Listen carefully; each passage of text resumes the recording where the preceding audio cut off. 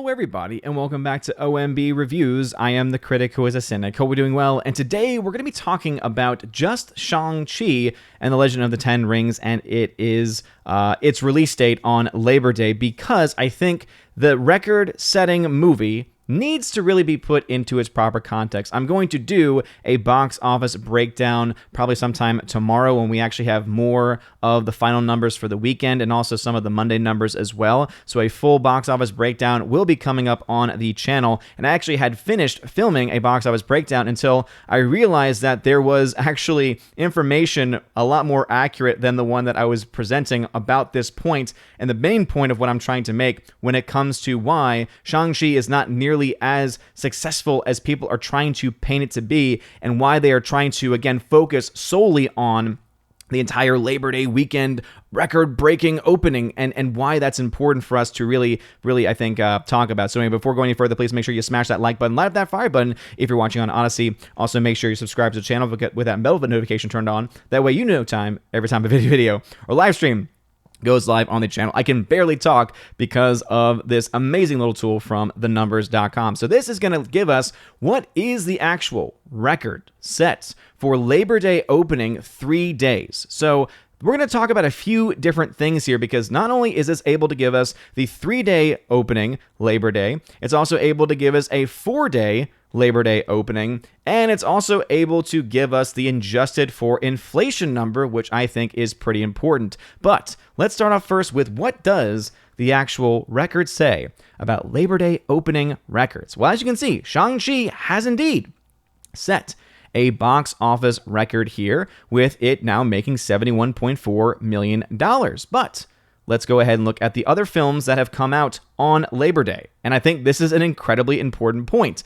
When everyone keeps pointing out Shang-Chi is doing so well, it's doing so amazingly well for a movie coming out on Labor Day, we have to remember, okay, well, what other films have debuted on Labor Day? What are the actual films that this movie is going up against? And is it really that impressive when you compare it to the other films that have been released on this day? And when you actually look at some of the movies being mentioned here, you realize, wait a minute, this is totally a con.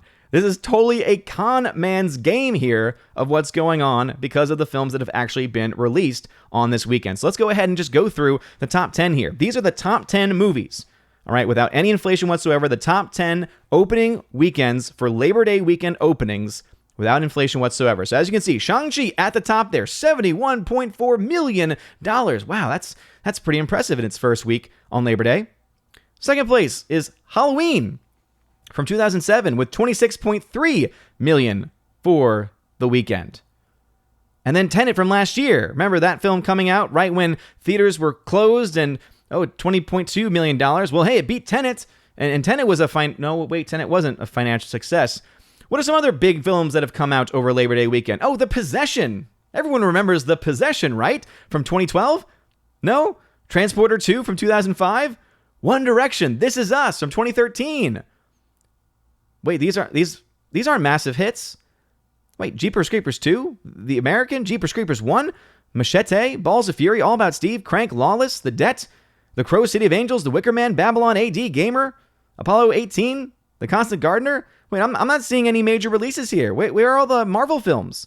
Where are all the major Marvel films and all the other major big budget films that have all been trying to crack this code? Oh, wait. That's because this is the first time we've had a major budget film, especially a major budget Marvel film, be put out over this weekend. Wait a minute, doesn't that mean that this film was essentially guaranteed to be a massive hit, seeing that almost every Marvel film is guaranteed to make a certain level of money because of the branding of the MCU and the guaranteed audience built into it? Wait a minute, doesn't that make the whole weekend record-breaking not as impressive? Oh wait, you're right. It doesn't make it as impressive. So yeah, Shang-Chi, congratulations. You're at the top of a list of films that most people have absolutely no frame of reference for. Okay, let's go ahead then and do, let's like Labor Day. Let's go ahead and do Labor Day 3-day. Let's do inflation adjusted. Let's see if that changes it a bit. All right, so weekend opening number here, $71 million. $35 million for Halloween. All right, so it's still the same films, Transporters 2, Jeepers Creepers 2, Jeepers Creepers, Tenet, The Possession, The Crow, First Kid, One Direction, Hoodlum, The Prophecy, The American, Balls of Fury. Again, all films that are maybe okay. Maybe. I think Jeepers Creepers is kind of fun, I guess. I haven't seen most of the other films. Balls of Fury was kind of funny. But again, not anything that I would consider to be a massive box office success. So wait, Shang-Chi is kind of alone in this category. Really, the only other major release that you can really talk about is the 2007 release of Halloween. Huh. Interesting. But I thought that this was breaking records, and I thought it was supposed to be really impressive.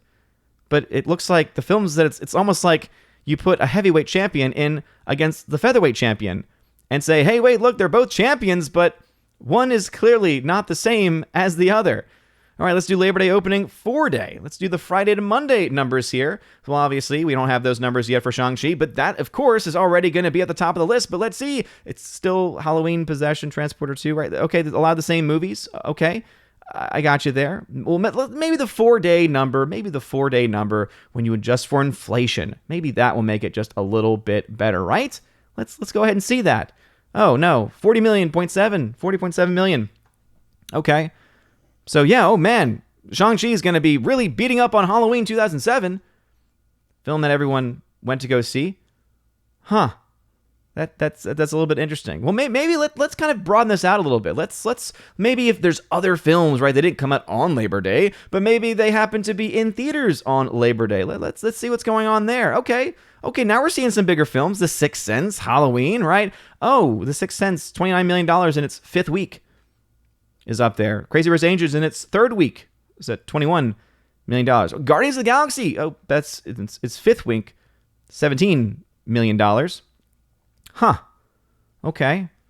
Let's go ahead and do all movies adjusted for inflation. Let's just go ahead and just, put this in the bag. $64 million for The Sixth Sense in its 5th week when you adjust for inflation. Oh, okay. But that was in its 5th week. So as you can see, this number starts to look a lot less impressive when you actually take real numbers into account. This movie, in its opening weekend as an MCU film, pretty much the only film to be released on this weekend with this amount of budget and this amount of hype, and also, and by hype, of course, I just mean with a massive studio like Disney behind it and the MCU machine behind it, barely beat out the 5th week of The Sixth Sense from 1999, which, by the way, pretty amazing film and pretty huge twist there.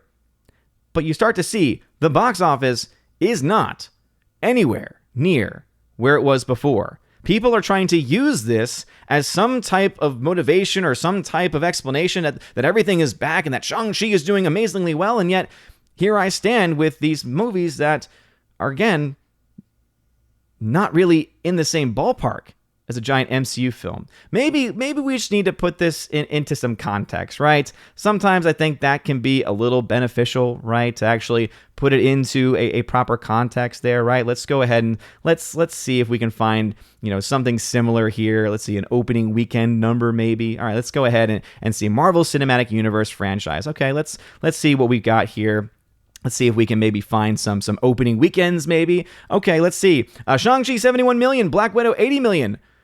Oh, Far From Home, 92 million. Oh, Endgame, 353.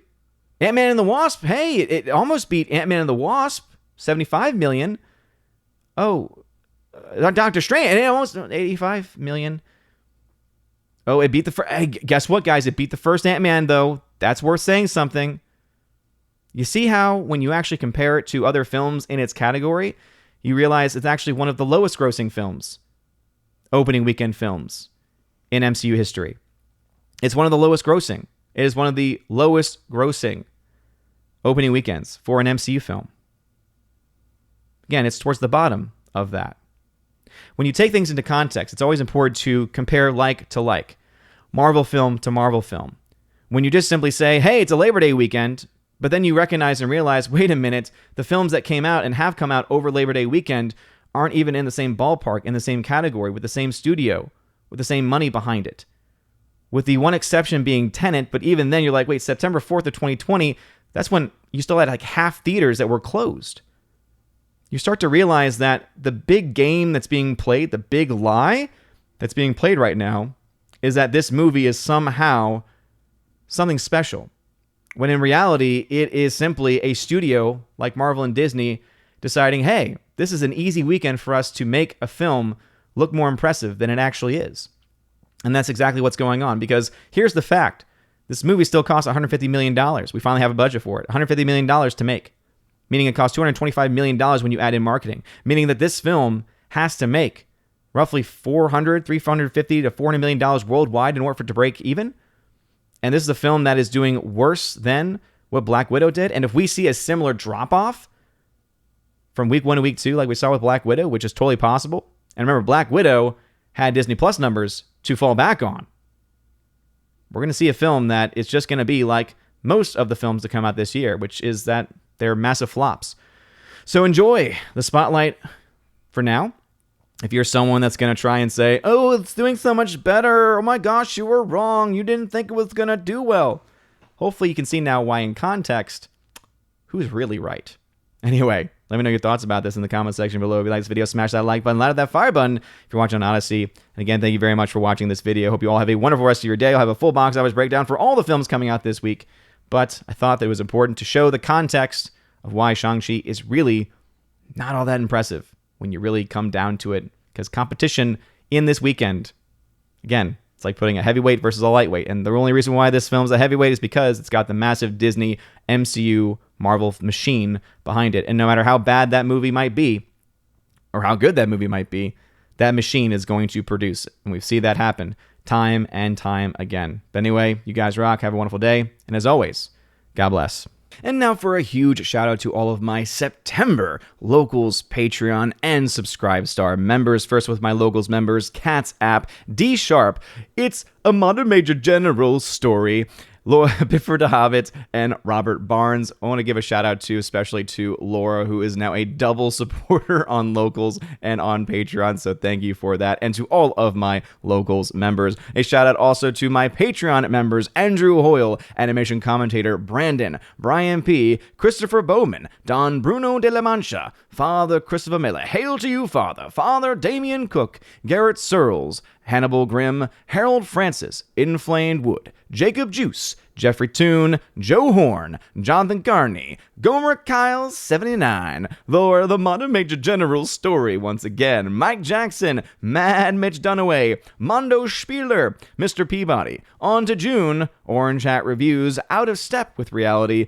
Priscilla Hall, Rosetta Ullen, Teresa Martin, Theodore Bendon, Tina Bojan, and Tina B., the Empress of the Universe. And a shout out also to my Subscribe Star members, The R, Fast Reaction, Nosferatu Gatsu, John B., Perpetual Punster, Mr. Roy, Glinzer, J. Alex McCarthy Jr., Dean Heiss / the new number 2, J-Rod the Beer Guru, and ZK-Man. Thank you all very much for supporting the channel. It really does mean a lot. And if you want to have your name shouted out at the end of every single video or live stream on the main channel, please check out the links in the description below, specifically that top link, which will bring you to all of the links to my various social media pages and also places of support as well. And remember that if you join at the Army of Asgard level, you also get access to giveaways of 4K titles. Right now, I have a live giveaway of Snatch on 4K Steelbook. I've also got ones for Dread, Wrath of Man Blu-ray. I've also got A Quiet Place Part 2 on 4K. I've got Top Gun on 4K, Sicario on 4K, tons of films and more to come, especially as more films are getting released for those giveaways. At the Keeper of the Bifrost level, you get all of that, plus you get access to an exclusive podcast that I do with John the Flick Pig Flickinger. Not only do you get to listen to the podcast, you also get to ask questions that we answer as much as we can and as fully as we can in a much more, I guess you could say, uncensored way, but again, a much more free-flowing way for our members over there at the Keeper of the Bifrost level and above. And if you join the Chosen of Valhalla level, you get access to all of those things, plus in your first month, you get a free t-shirt, your choice, and I send it to you no matter where you are in the world. And also, you get to once a month be featured on the channel in the Chosen of Valhalla live stream, where we talk about movie, news, and pretty much anything that you want to talk about. So if that all sounds like fun to you, check out those links below. You're all amazing and beautiful people. Hope you all have a wonderful rest of your day. And as always, God bless.